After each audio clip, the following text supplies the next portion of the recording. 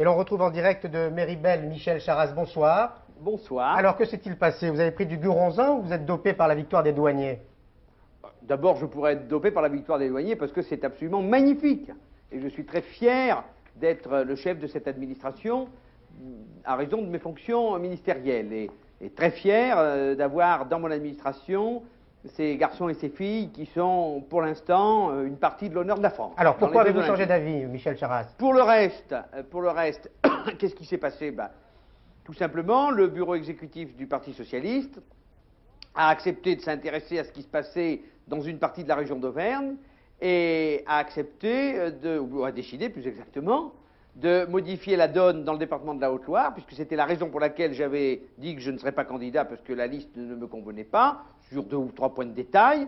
Le bureau exécutif semble avoir remis les choses dans le sens que je souhaitais, et par conséquent, compte tenu des délais écoulés très brefs depuis samedi dernier, qui est le jour où j'ai dit que je n'étais pas candidat, il n'y a plus d'obstacle à ce que je sois candidat. C'est pas le président qui vous l'a demandé? Cette explication, elle paraît un peu insuffisante, non? Le président ne m'a pas demandé particulièrement. Le président ne s'occupe pas de ce genre de choses. Mais lorsque je lui en ai parlé, il ne m'en a pas dissuadé particulièrement. Mais le président, il examine la situation comme ça sur le plan global. Il ne s'intéresse pas particulièrement à moi. Donc vous allez affronter Valéry Giscard d'Estaing. De quelle manière? Je ne vais pas affronter Valéry Giscard d'Estaing, je vais m'occuper de l'Auvergne.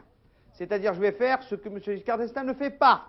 Il est président de la région d'Auvergne depuis 6 ans, il vient jamais ou rarement, il n'est jamais là, on ne peut pas le voir, il est absent, il se fait représenter. Moi, je vais m'occuper de l'Auvergne. Cette région souffre et a des problèmes, elle a aussi des atouts importants, puisque mes amis, et même au-delà de mes amis, une grande partie des forces vives de la région d'Auvergne m'ont demandé d'être candidat de façon très insistante. Eh bien, on souhaite que je m'occupe de l'Auvergne, je vais m'occuper de l'Auvergne. Et vous êtes prêt à le lui dire dans un face-à-face, par exemple? Tout ça, c'est du cinéma. Mais non, c'est pas du cinéma, c'est un débat. Comment c'est du cinéma? Comment? Vous n'accepteriez pas face-à-face avec Valéry Giscard d'Estaing? Ce qui vous intéresse, vous les journalistes, c'est du cinéma. Non, c'est le débat. Moi, je vais m'occuper de l'Auvergne. Et puisque les journalistes ont dit que j'étais un dégonflé, je ne leur donnerai pas l'occasion de faire du cinéma. Bon, mais c'est pas un geste suicidaire, cinéma ou pas. C'est pas un geste suicidaire, je suis candidat pour gagner.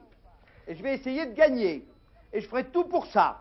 Et j'éviterai de faire du cinématographe pour faire plaisir aux journalistes qui m'ont traité de dégonflé. Bon. Parce qu'ils sont en panne de copie et qu'ils ne savent pas quoi écrire. Bon, mais si Valéry Giscard d'Estaing vous propose un face-à-face, vous lui dites oui quand même.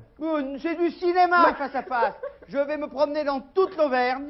Je vais aller dans la plupart des collectivités, des communes, des cantons d'Auvergne, à des tas d'endroits où M. Giscard d'Estaing, qui est président de la région depuis 6 ans, n'a jamais mis les pieds d'ailleurs.